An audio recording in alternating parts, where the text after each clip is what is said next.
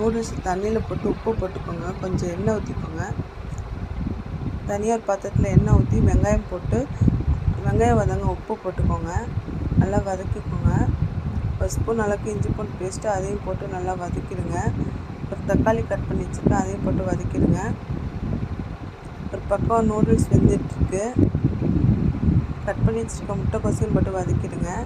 கரம் மசாலா ஒரு spoon, chicken masala ஒரு spoon, pepper தூள் கொஞ்சம் போட்டுக்கோங்க. ஒரு பாக்கெட் நூடுல்ஸ் பவுட்ரு போட்டுக்கோங்க. ஒரு முட்டை ஒன்று உடச்சி ஊற்றிடுங்க. அதில் பெப்பர் தூள் கொஞ்சம் போட்டுக்கோங்க. நூடுல்ஸ் நல்லா வெந்துடுச்சு, அதை தனியாக எடுத்து நல்லா வடித்து வச்சுருங்க. அது வடித்தது இதில் மசாலாவோட போட்டு வச்சுருங்க. நல்லா அலசிடுங்க நூடுல்ஸை ஒரு 2 டைமுக்கு. அவ்வளோதான், நூடுல்ஸ் வெந்துடுச்சு. இதில் கொஞ்சம் பெப்பர் தூள் போட்டுக்கோங்க. சுவையான டேஸ்ட்டான நூடுல்ஸ் ரெடிங்க. லைக் பண்ணுங்கள், சப்ஸ்கிரைப் பண்ணுங்கள், கமெண்ட் பண்ணுங்கள்.